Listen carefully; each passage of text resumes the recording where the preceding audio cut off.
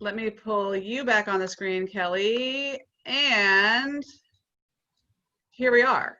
I think we're live. Let's confirm that. Yes, we're live on Facebook. Can you see that little signal? Yes. Okay, yes. so hey, everybody.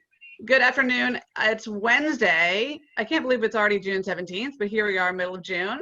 I'm Lucy McBride, internal medicine in Washington, D.C. And joining me today is my friend Kelly Fradin, who is a pediatrician based in New York City. And she went to Harvard undergraduate. She trained and did her medical residency at Columbia in New York City. And she now works with the city in public health for the city of New York, taking care of kids in schools, and particularly has an interest in complex care and complex cases. She also has this wonderful Instagram presence where she posts regularly to help people get through the pandemic and just with general parenting and pediatric issues. So Kelly, thank you so much for joining me today. Thanks for having me, and thanks for that introduction. And today we're going to talk about lots of things between coronavirus and parenting and managing kids and the long hot summer ahead without the camps and sort of vacation plans that we had on the calendar. People are, feeling a bit unhinged, if you will. So tell me, if you could, what you're seeing from your patients and what you're hearing from families, and what are like sort of frequently asked questions right now during the pandemic? Yes. Well, I think a lot of parents are entering summer feeling rather burnt out after all the time distance learning and kind of cooped up. I think people originally were very, very worried about coronavirus and now are starting to have sort of like fatigue. They're tired of this. And so I think as physicians, we have to kind of keep our community motivated to take the threat of coronavirus seriously, but we also have to help people live their lives in a way that they can maintain sanity and happiness and well-being, because we know that this virus is not going to really go anywhere until we have some kind of an effective mass vaccination campaign. Right. I think you're right. I think,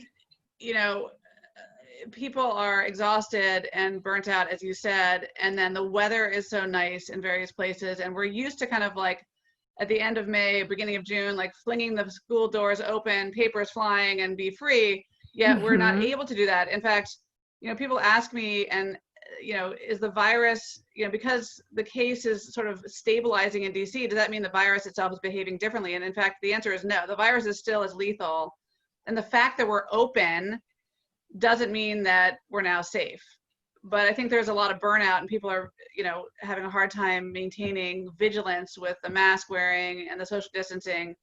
And so I guess one of the questions I'm getting from parents all the time about kids and about themselves is how do we think about sort of combining pods? How do we think about, if you've been in your apartment or your home quarantining for the last 3 months, and you're desperate to get your kids out and hang out with another family, like what are your tips for doing that? Yeah, I mean, I think, but before parents get to that point, it's helpful to just review what we know about coronavirus and kids in general, which is that, so globally, children are like 20% of the population. Like 1 out of 5 people is a child. And how do you define child? Under 20, we're talking. Okay. For this scenario. So then of all the coronavirus cases worldwide, only 2% have been children, the ones that have been tested, right? Because mostly only sick people get tested. There are some surveillance campaigns, but only 2% of the cases are kids. And then if you look just at the deaths, it's 0.2%. So that's data. We've seen the same in China and Italy and the United States and the UK. They have these big studies out. So I think it's important for parents to remember that in our decision-making process, we're doing this to protect the older people in our community and the parents more so than the kids. We're so used to protecting our kids as much as we can, but for these decisions that you're making them to protect you. And I think it's a great point, and thank you for clarifying that. Yeah. Yeah, I think it's worth, like, for example, in New York City, when we when the pandemic was really hitting. The children's hospital where I did my training, it normally has 5 floors and an emergency room. And they cut it down to 3 floors and no emergency room to allow all the adults to be in that area. And they didn't fill the beds with kids, whereas the adult hospital overflowed and even more into the cafeteria and the hallways. So it's just to say that, like, I think in the UK they had 1 child in the ICU for 800 adults in the ICU. So it just gives you a sense of, like, this is really more of an adult issue, but obviously children are part of our family. So if they're getting sick and spreading disease, if they're, we have to consider their actions as part of, like, our family's exposure plan. And so, yeah, so then to continue on with that thread before we talk about combining pods, can you talk about, whether kids are, what's the latest thinking on whether kids are asymptomatic carriers or whether they just don't get sick at all? I mean, that's a big question. Are they just getting less sick, or are they not carrying in the first place? Yeah, and I think the answer is we don't know. But what are you reading? There's some evidence that kids don't get sick as easily as adults.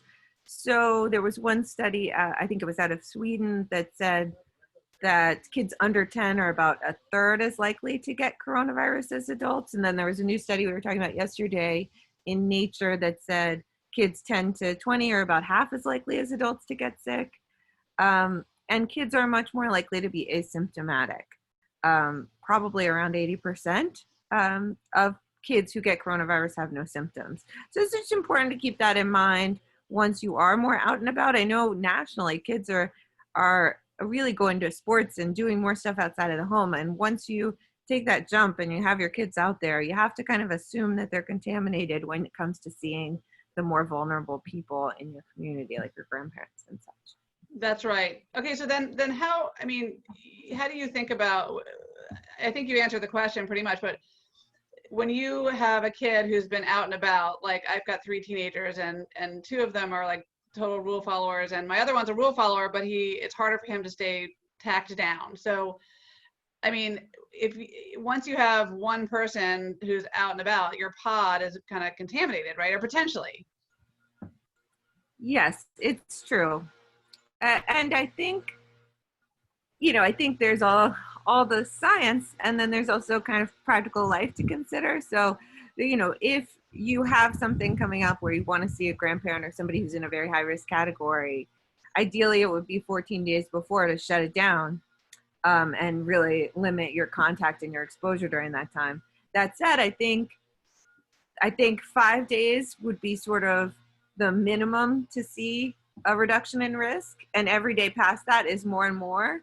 So to think about if you're going to change your behavior to try to prevent exposing others, those timelines might be helpful to keep in mind.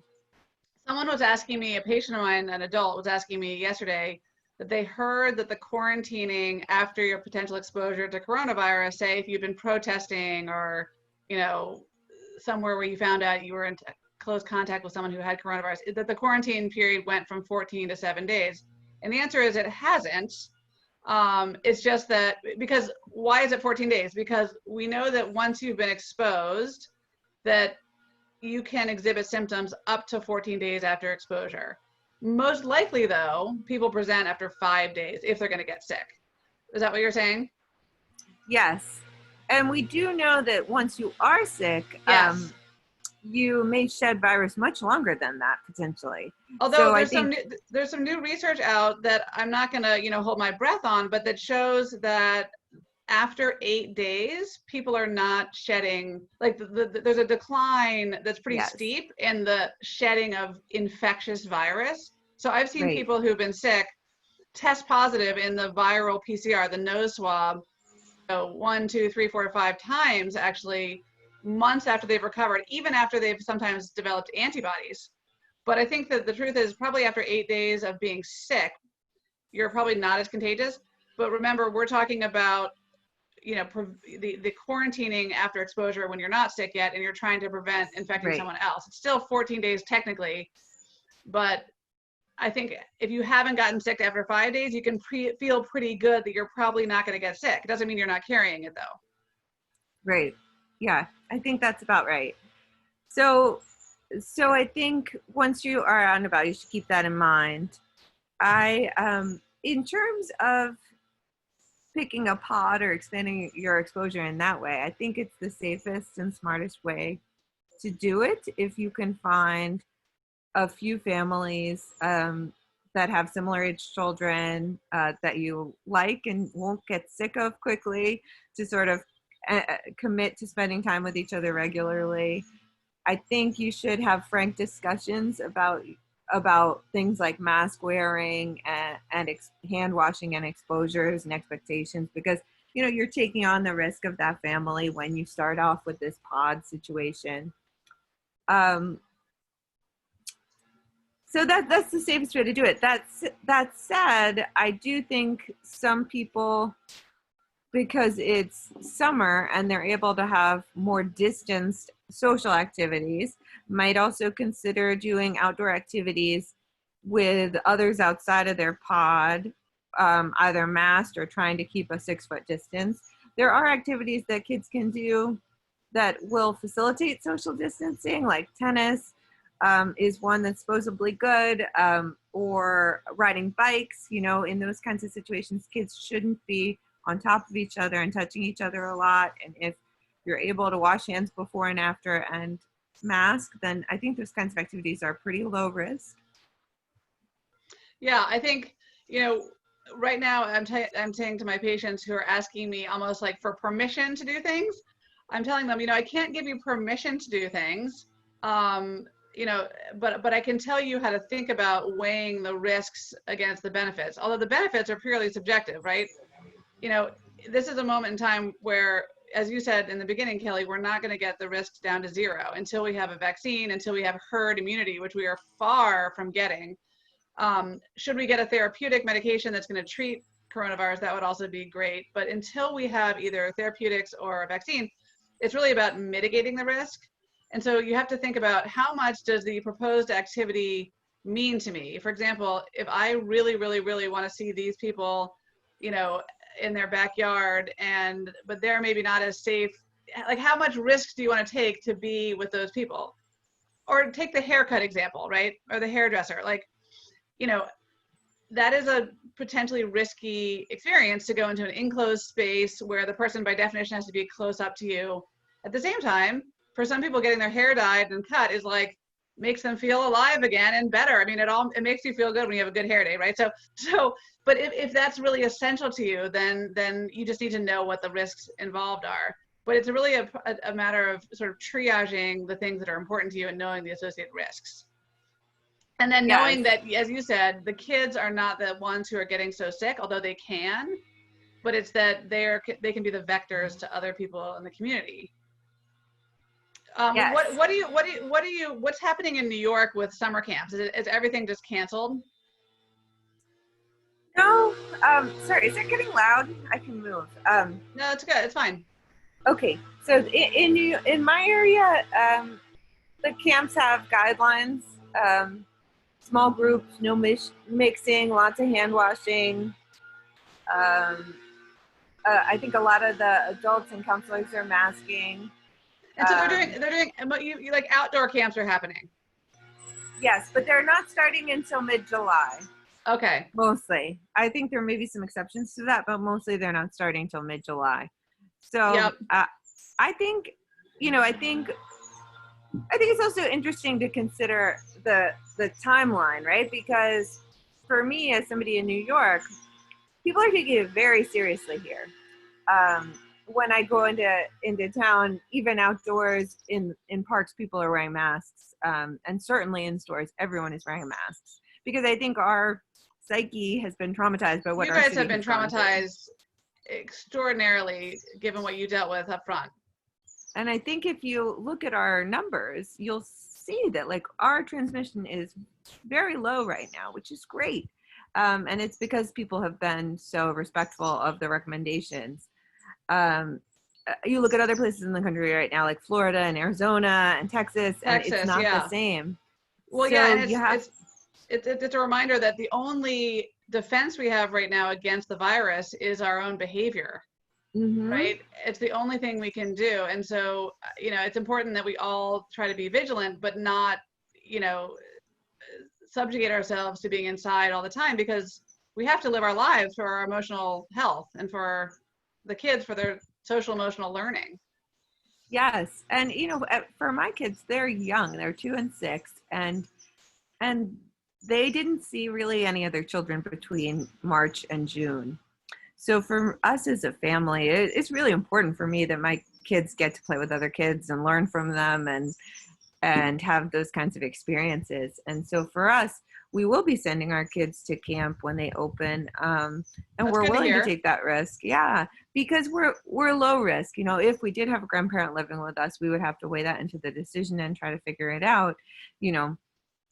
From our perspective, it will be easier to take those kind of exposure risks this summer than next fall and winter, when we will be kind of forced back inside by the weather, and we'll see more viruses circulating and have a lot more confusion about discriminating like everyday colds and coughs from coronavirus. Right. It's I guess places like California, they have the opportunity to be outdoors year round. They're in a different boat, but I'm not sure what the fall is going to look like here, in terms of opportunities for my kids to socialize. So for us, it's like, I think now's the best chance to do it I agree. safely. People are asking me quite a lot about babysitters and household help and that kind of thing. And, my answer is sort of similar to what we've been talking about already. I mean, if having a babysitter is essential or very important to you, for example, to work, like I couldn't do my job if my kids were little, but luckily they're old enough they can, take care of themselves pretty well. But certainly if it impairs your quality of life or ability to work, then I would go ahead and try to do that, as long as you're understanding where the other person is coming from, and then they understand where you're coming from, and you have sort of maybe a social contract on how you're behaving, outside of the shared space. But anytime you add someone into your pod, you're adding risk, but you're also adding value for whatever the issue is. So I mean, that's just sort of the way I'm thinking about it with my patients. And it's, again, people want me to give permission, like, it's okay, you can have the babysitter. But the truth is, I talked to a patient yesterday whose nanny just came down with COVID because she lives in a small apartment with someone else who got COVID. And then unfortunately the nanny, even though she's been masked around the house, has potentially exposed the whole family. Now, she's been very careful, they've been very careful, and hopefully nothing will happen. And by the time I talked to them, the family yesterday, it had already been a week since they had the potential exposure. She had already, left the house. So the chances of them getting sick are very low. People are asking me quite a lot about testing in that situation. Like, should they get tested? And the answer is, it depends. I mean, I don't know what it's like in New York. Can asymptomatic people pretty easily get tested? People who have no symptoms but who've been exposed? Yes, they can, although we're expecting to have some shortages because a lot of the camps that are opening are requiring people to get tested beforehand, even if they're asymptomatic. And, as a doctor, you have to see the flaws in that plan in terms of, in the pre-symptomatic range, the first 3 days, you're likely to test negative even if you have it. And then if you're screening 1,000 people and the incidence of coronavirus in the population is 1%, a positive test result is almost equally likely to be a false positive as a true positive. So these tests aren't great in a screening capacity. They're really more valuable when you're in a diagnostic capacity. And that's what I told the family yesterday. I said, as tempting as it is to get all of you guys tested, the fact that you're a week out from the last potential exposure and no one is sick is very good. I would continue to quarantine yourself for 14 days. And of course, if you get sick, get a test. But, a negative test doesn't mean a whole lot when you don't have symptoms. You could still be carrying it. It could be a false negative. So it is funny. And I'm seeing things like this. Like, I had a toothache and I had to go to my dentist because it was not optional. And the dentist has you do a temperature check before you walk in the door. and an oxygen saturation, which made no sense to me at all. Oh. It felt a little bit like theatrics because, Yes. right? It's like, okay, if I was carrying coronavirus and didn't know it, right? Because if I was sick, I wouldn't be at the dentist. But if I didn't know, my oxygen is probably going to still be normal. My temperature would still be normal. It would have been, in my mind, a better thing to ask me the night before I came in. Have you been in Texas? Have you been in Arizona? Have you been in Florida? Have you been, protesting? Have you been around high-risk patients or people? Or have you been in Latin America, which obviously I wouldn't have been in, which is an epicenter right now. But anyway, it's just the screening is very difficult, and it's not that getting a test means you're cleared. In fact, a lot of people are asking me this as well. Like if they've been good, quarantining, washing hands, socially distancing, wearing masks, and then they go on an airplane and see, for example, their family in California. Mm-hmm. Do they then, when they land, need to get a test and or quarantine for 14 days? And so I'd be interested in your thoughts about that. My thought about the test is no, because if you got exposed on the airplane and you go get a test right after, it's going to be negative most likely, and not give us much interesting information. If you got it on the plane, the test would only be potentially more useful, 5 days later. And then the question about should I quarantine for 14 days? I mean, it just really depends on your level of risk tolerance and who you're going to see. My thought is if you're going to go see someone who's frail, elderly, and at high risk, I would quarantine, for at least, 5 and ideally 14 days before you saw that person. But if that's not feasible to go out to California, quarantine for 14 days and see this person, then maybe you just see that person outside, you see them at a distance, and you put every mitigating, slice on top of each other to make sure that you're being as careful as you can. I mean, it's just basically doing the best you can all the time is what I'm telling people. Is that pretty fair? Yeah, I think it's fair. I think it's fair. I think it really depends on your risk tolerance, because That's it. some people are at higher risk and they really need to be protected. Yeah. And I've been really involved with a lot of the different schools who are planning to return. Like, what should we do Yeah. to Oh my gosh, have you decrease the been? exposure in schools? Yes. Because I'm fighting against theatrics. Because It's so funny. worried. I'm doing the same thing in DC. I'm consulting for schools in DC, and I am fighting against theatrics too.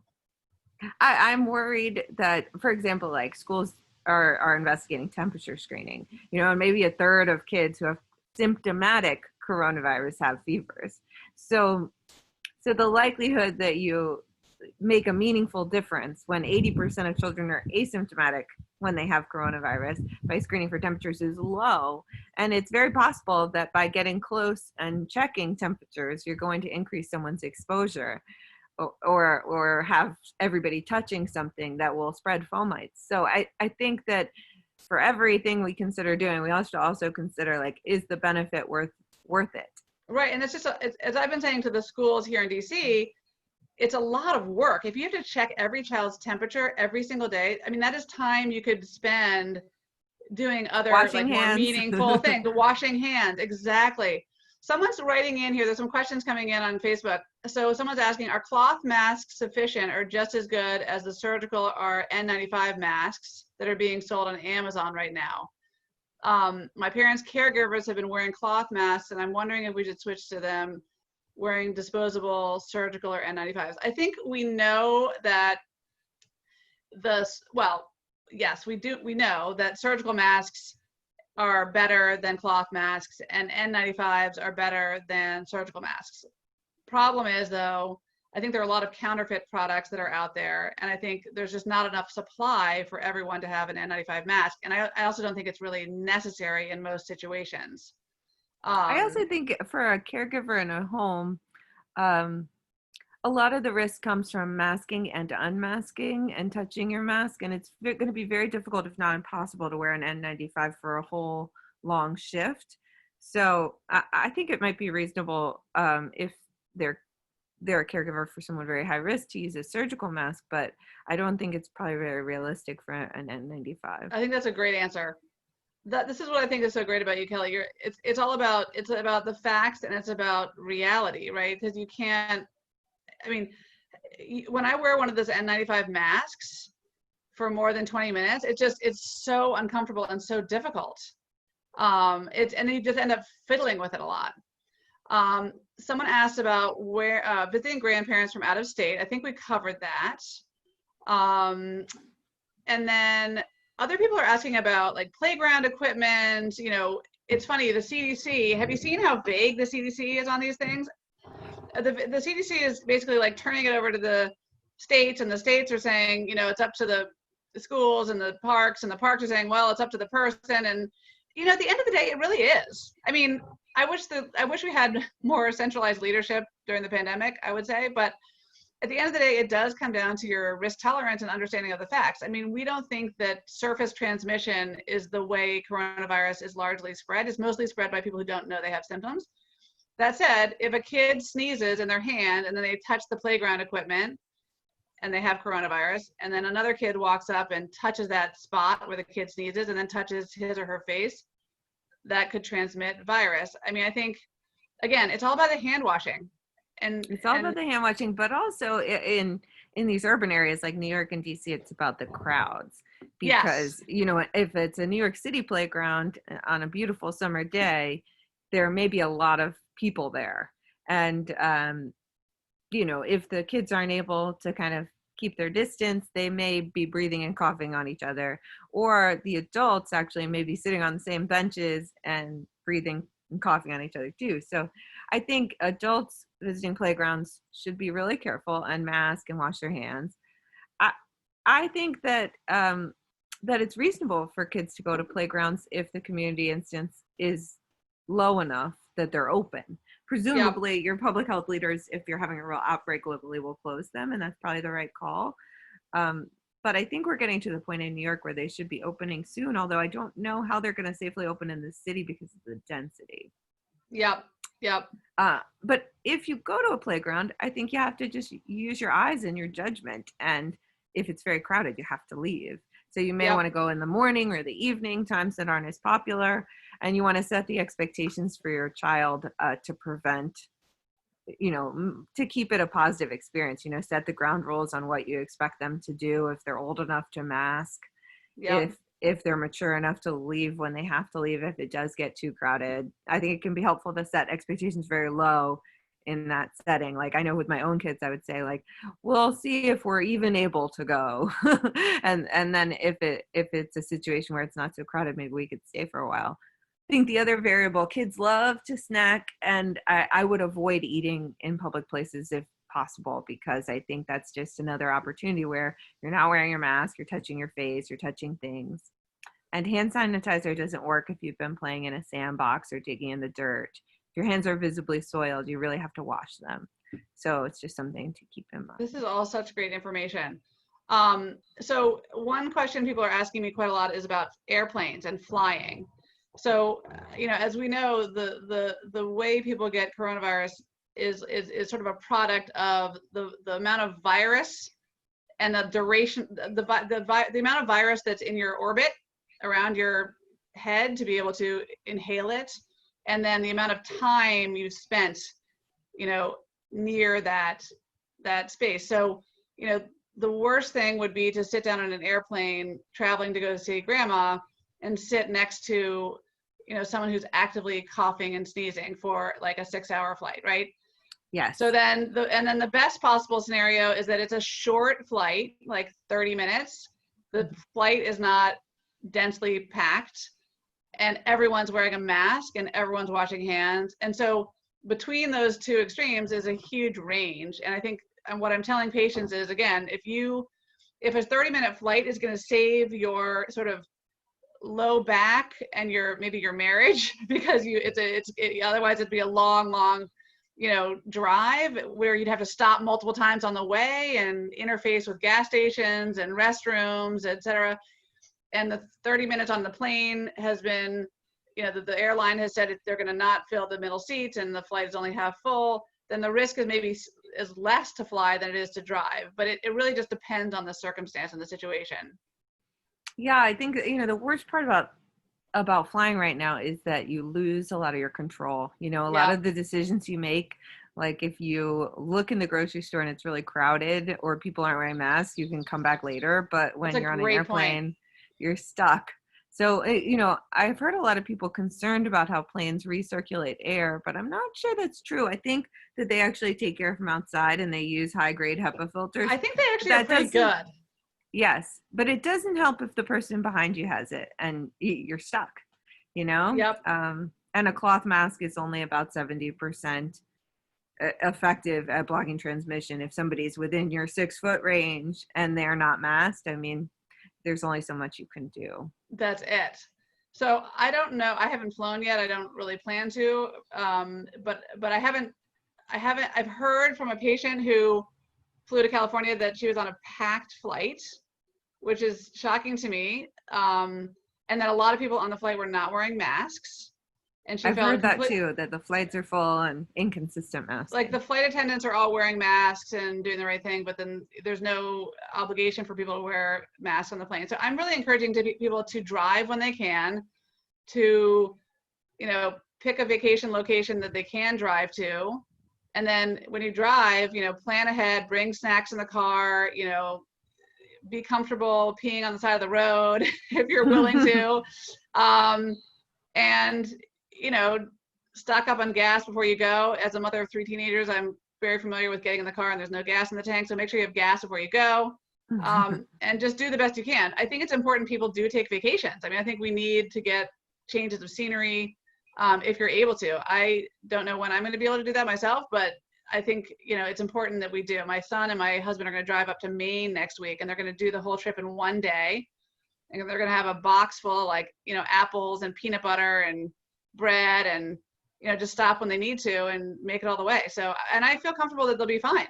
But it's all about, you know, just being vigilant and doing the best you can. Yes, yes. I think it's important to find ways to decompress because people have been so stressed, and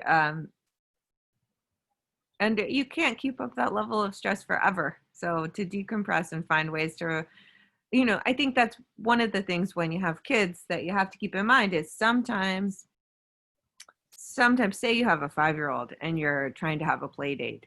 Sometimes it may be harder to be the police person on the play date than, you know, it takes away from the benefit of the experience. So if you feel like you really have to be, put your mask on, step back, then you're not going to get as much of the benefit out of it. And so I think we have to be conscious. I know a lot of people try to do distance play dates with young kids, and I've heard a lot of times that it actually makes it worse for the child because they actually weren't that bothered not having the play date, but to Yeah, see their friend and have a lot of rules results in a lot of distress. just distressing. Yeah, I can So it's, imagine. you know, I think parents were just trying to do our best, Yeah, but you have to like look at what you're doing through the lens of like what, you know, the whole experience. Is it really worth it? And right. find ways to make it worth it. And that's when some of the lower risk opportunities, like seeing the same family over and over again, when you can be a little more relaxed when you're outdoors. I think swimming is also a pretty low risk activity if it's Yeah, a pool or if it's a public pool and you can stay distanced outside of it. absolutely. I think swimming's a great thing. Tennis, as you said. Um, it's interesting to see that some of the schools, like I have one who's about to start college and play sports in college. We're just having a meeting tonight with the coach and the team virtually, of course, to talk about what that might look like. And, Right. you know, it's such an important part of kids, you know, lives, whether you're playing in college or you're just, you know, recreationally playing, you know, in the neighborhood. But, you know, of course, if you're touching a basketball and then touching your face and you're playing with other kids, there's risk. But again, to me, I mean, it depends on the kid, but being able to engage in those kind of sports and activities and community games, like, is really important. But I have a feeling that the schedule, for example, in college is going to look a lot different. They're going to play, you know, fewer games.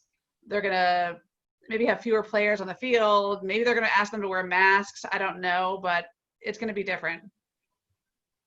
Yeah, it's going to be different, but I do applaud people who are trying to, come up with creative solutions to things like this. Like I've heard of some coaches like using the line paint to like mark out areas for kids to safely remain in their zone during practices and those kinds of things. And I think I think finding ways to keep kids active and moving is really an important part of keeping them mentally healthy too. I think that's right. You put a good post about that, I think yesterday or the day before, that kids really need at least an hour of physical activity a day. I know like adults do too. Like I want to bust out and move every day just a little bit, even if it's walking around the block. But kids certainly need to get that energy out. What are you telling parents of kids, for example, who have, kids with asthma or kids who are immune suppressed or kids who have, certain health conditions that may put them at higher risk? What do you tell them about, going to summer camp, having a play date, going back to school? That's a great question. I mean, we don't know because it's been more rare in children. We don't have a lot of data about, like in adults, that high blood pressure and diabetes are definitely risk factors for being worse. But in kids, because we have so many fewer cases, I can't really say with great certainty what risk factors matter and what don't. But I can say that when you look at like the kids who've been hospitalized, Mm-hmm. 2/3 of them had more than one virus at a time, which is interesting. And more than 2/3, like 95% of them have an underlying condition. And the Like other, like asthma or diabetes like, or so I don't have that, yeah, unfortunately, yeah. that data, but the paper says, the paper put them, it said more than half were in the extremely vulnerable category, which I take to mean more than just asthma or more than just seasonal allergies or something like that. I mean, I'm assuming that classification is extremely vulnerable might be like somebody who had, extreme prematurity. Like I've heard about some serious cases in kids who had underlying lung disease, not just asthma. Overall, actually, the kids with asthma have done better than expected. I think we've seen that in adults too, that we all assumed that they would do worse, but Yes. surprisingly, they're not doing worse, which is great. Maybe it has to do with the coronavirus receptor in the lungs, like whether it's downregulated by some of the controller medicines. We don't know why exactly, but it does seem that asthma is, I wouldn't necessarily count asthma alone as a significant risk factor, which does, I think, important because it's so common in kids. It is so common in kids, and So I think that's good to know because I think there are a lot of anxious parents thinking about, going back to school. What is that going to look like for my kid who has asthma? But I mean, I don't know if you agree, but it stands to reason to me that kids who have controlled asthma are going to be better off in general than kids who are not taking care of their, regular asthma. And unfortunately, a lot of kids don't have access to proper health care to have their asthma under control. And I think those are the kids that you take care of, right, in your regular life, right? Are the kids who yes, have absolutely. complex needs. Right. So it's definitely a really good time to have your asthma under tight control. I think at the beginning of this epidemic, there were articles out there about steroids not being good for coronavirus, and a lot of asthma controller medicines are steroid based. But I think what was kind of glossed over or missed in those articles was that it's kind of a different category of steroids that they were talking about. They're talking about when you're in the ICU on your ventilator, whether high dose systemic steroids will fix you or not, which is a different question than like taking an inhaled, very low dose preventive inhaler to keep your asthma under line, which I think is 100% keeping your asthma under good control will only help you. Yep. So I've even encouraged kids who have been, because in kids, a lot of kids have sort of URI induced asthma. So they get a cold and they have an asthma flare up. And maybe it's only once or twice a year, or maybe they have the cold weather or the hot weather triggers their asthma, and maybe it's only once or twice a year. Those kids who have been on the margin, I've been really encouraging them to just go on the controller during this time because the risk of the medicine is very low and the benefit is possible. I don't, like I said, consider those kids to be very high risk, but it's only going to help. Yep. I've also been getting this question from parents, is it safe to go get my well child checkup for my son or Mm, daughter? should I skip that physical because it's too risky to go outside? And I'm uniformly saying, don't skip the physical. We need to keep kids up to date with all of their vaccines. Yes. Because we do see measles and we do see, the flu. We don't have the flu shot yet for this season, but the kids need to be immunized. They need to get their Menactra before they go up to college to make sure they don't get meningitis in the dorm room. So I'm assuming you're telling people the same thing. Yes, absolutely. I think it's important to stay up to date with your vaccines. I think some states, believe it or not, have waived the need for a sports physical this year, which is crazy because it's more important than ever to get a sports physical because, some children who may have had coronavirus may develop arrhythmias or abnormalities in their heart. It's really rare, but it's something that would be potentially picked up at a sports physical. So I think it's more important than ever to adhere to the general advice of having a pre-participation exam and getting a sports physical. The other big reminder I would say is the dentist. People are so nervous about the dentist because they're in your mouth and in your space, but dentists are taking it really seriously with precautions. They're taking it very seriously, yeah. Preventive oral health care in kids is so important because half of kids get cavities and it's preventable and it causes pain and problems in the quality of life. And it's just, I'm definitely going to take my kids to the dentist as soon as I can to keep my them on kid schedule. Is actually at the dentist right now. Yes, as we speak. I'm saying the same thing for adults that, come in for your physical because it is essential in general to take care of your underlying health conditions. And there's a lot we can talk about. There's a lot we can troubleshoot. And then it's essential we check up on your medications and make sure that your blood pressure is under control because, we're taking great precautions to keep people safe. I'm doing mostly virtual physicals now. Not that you can do a physical exam virtually, but people come in for their blood work and then they come in for like a quick in-person, face-to-face, physical exam. Mm-hmm. And then they skedaddle, go home, and then we loop back around on Zoom and go over all the data. Great. So yeah, it's working out pretty well. And of course it's not no risk, but I'd rather people take care of their baseline health and sort of shore up energy for the upcoming, fall and winter months when we may very well have a second wave and have, flu season. I'm wondering what you think about this. Do you think that because people are being so careful or trying to be, and most people, not everyone, are trying to be careful about hand washing and, hygiene, do you think we're going to see fewer like rhinovirus, adenovirus, the usual suspects that we see because people are being careful? I think so. Absolutely. It makes sense. It could make a really big difference for kids, actually, because really I think people are not aware of how bad some of these viruses are for kids. Like RSV is probably the most common cause of cold in kids. Yeah. And 2% of all infants are hospitalized with it at some point, which is a really high number. That's not 2% of infants who have it. That's 2% of all kids. Yeah. So, in the winter, children's hospitals are full of RSV. And now that there's this like germophobia and awareness, I think we're going to see substantial decreases in those common viruses. But the thing I want to point out, because a lot of people get confused and they're like, oh, our immune systems won't be as strong, is that contrary to like common belief, like the exposure to illnesses, while it builds protection to those specific illnesses, it doesn't like make your immune system stronger. In fact, when you have a virus, your immune system, at least temporarily, tends to be like less strong. Like when kids, we see all the time that viruses will knock their white blood cell count down for weeks, even months sometimes. So while with young kids, we help them develop immune tolerance to foods by exposing them to peanuts and fish and those kind of things at an early age, there's no benefit to kids getting a lot of sicknesses when they're young. Oh my gosh, thank you so much for dispelling that myth. It's great. It's something that I've seen a lot out there. I see a lot of it too. They're all cooped up, so their immune system's going to get weak. What can we do to boost it? And I don't think it needs boosting in that way. I think the one thing parents should keep in mind is that a lot of times we see kids who are kept home with a nanny or home with mom or dad during the first few years of life. When they start kindergarten, they get a lot of colds because they haven't had as many.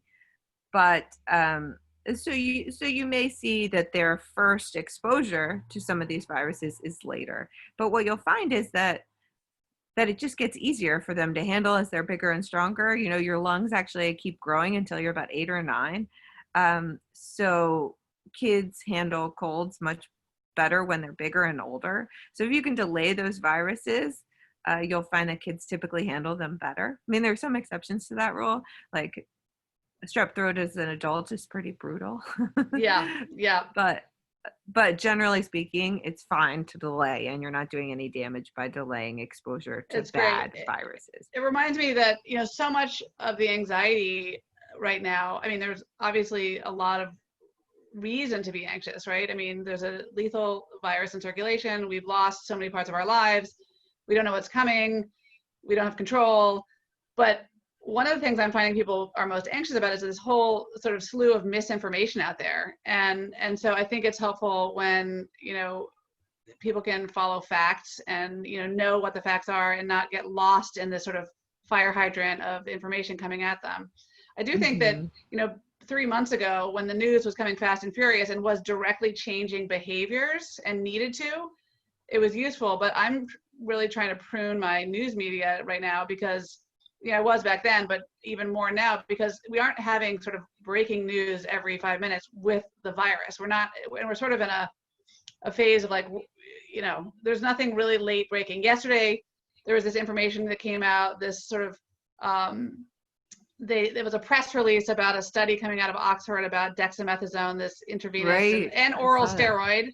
I'm going to write about it today in my newsletter, saying that it reduces deaths by 30% in people who are on a ventilator in the hospital from coronavirus. Now, I think you and I both are not surprised by that information. I mean, it's great information, but it's not shocking that a steroid would help people with inflammation. It's great news, but it doesn't actually change management. It doesn't actually change anyone's behavior right now.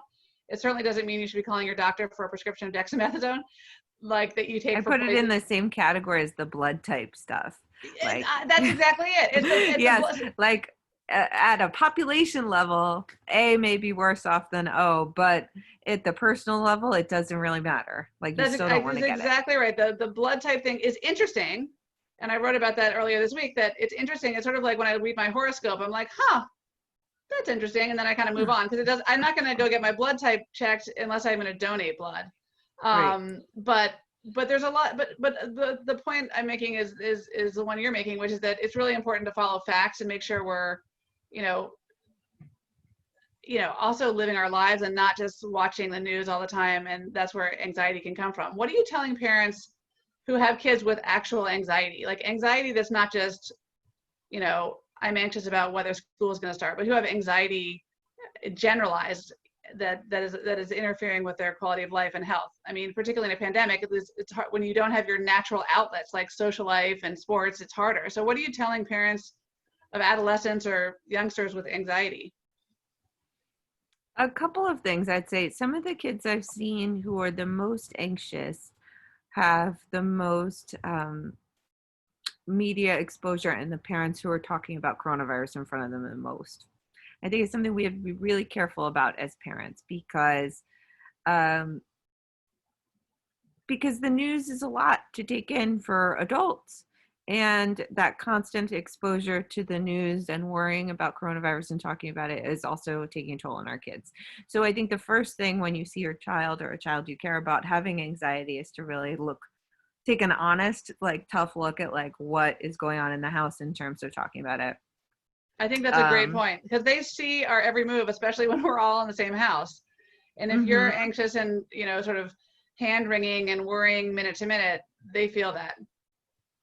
Yes. And I think we do have all these decisions to grapple with about who can we see and where can we go and what can we do. And it's tempting to talk about that in front of your kids, but it's really best if you can to talk about that after they go to bed and make a firm plan and stick to it and try not to change it, in front of them or last minute, because it's just easier for them to have some boundaries in terms of what they're exposed to and dealing with. I know it's a little bit different for the teenagers who have to have more say in their life. But for the kids under 10, I think it's really better if you can just give them their plan and their playbook and stay consistent with it.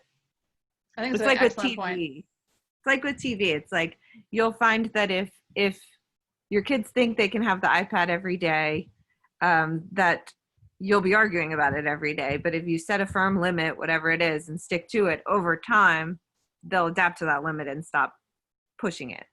Yep. Yep.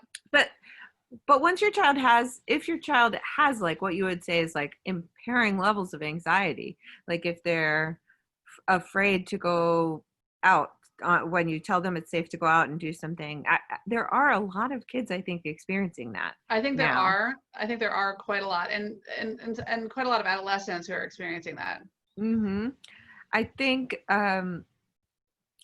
you should have a low threshold to get like professional guidance about it, because sometimes kids will tell pediatricians or psychiatrists things they won't tell their parents about, like how distressing their thoughts are or how depressed they are. I mean, mental health is an important issue in kids, just like in adults. I mean, we see kids as young as like 9, 10, 11 who have either anxiety leading to restrictive eating or depression leading to suicidal thoughts. And I think it's not necessarily the parents' role to screen for those things. In some ways, it's nice to have an outsider come in and give you a fair and honest assessment of how severe the anxiety or the depression is, and get that whole look at what's going on with the child to direct you. And hopefully they'll do that and say, like, I think it's mild at this point and we could support your child by doing this, this, and this. But I think there is value to those kinds of assessments, that we can sometimes tease things apart in a way that a parent can't. So I would urge people to get help. I think it's a great point. And I'm saying the same thing for my adult patients who maybe some of them have had a therapist in the past and they felt like they were doing, better with their anxiety or their mood, but the pandemic has sort of opened Pandora's box again, if you will. And then for people who are new to kind of these thoughts and feelings that they haven't had before, they, had kind of dealt with through exercise or socializing or by having a routine, are these kind of feelings are bubbling up. So I am encouraging patients to get professional help when needed. And now that people can see therapists virtually, it's a little bit easier if you have the luxury of being able to, afford seeing a therapist. There are also some great online, there's like an anxiety workbook. I could put the link in the Facebook, into this feed. Yale put out this great free downloadable sort of anxiety program that I've had some patients use and find helpful. So I do think, one, it's hard to say there's silver linings in a global pandemic that's taking, 116,000 American lives, but one tiny glimmer of hope is that people are getting more comfortable with the idea of talking about mental health and thinking that it's relevant to their physical health and relevant to how they feel every day. But Yeah. I think there are a lot of people and a lot of kids who don't know how to put words to their feelings, who are feeling anxious. Yes. And the other thing, I think you touched on it, is to always encourage those holistic things that help with anxiety. Being outside, exercising, sleep hygiene is really important. I think when the summer structure changes, you're not dealing with schools, a lot of kids, their bedtime and wake time gets disrupted. And if your child is having like mental health issues, one of the first things I would recommend is getting those basics under control, because it can make a big difference in your mood. Yeah. Kelly, you're so helpful. Do you have anything you want to say in parting, or do you want to tell people what your Instagram handle is? It's such a good name. Oh yeah, it's at Advice I Give My Friends, because when I started the account, I was sort of thinking that as a pediatrician and a mom, I had a lot of things that I tell my friends that I don't necessarily have time to tell my patients, because it just doesn't fit into like a 20-minute office visit. So I thought that by putting some of it out there, maybe it would help someone. It's great. Advice I Give My Friends. It's so helpful. And Kelly, thank you so much for joining me today. Yeah, of course. That went by quick. It went by really quick. It was like 54 minutes. And I feel like I could talk to you all day. And it's really helpful to hear what you're seeing, and also just reassuring to know that, for example, a pediatrician like yourself, who's obviously cautious and paying attention to the rules, is letting their kids socialize somewhat and thinking about that component of kids' health and well-being. Yes. All right. Thank you, Kelly. I'll talk to you soon. Okay. Bye. Thank you. Bye.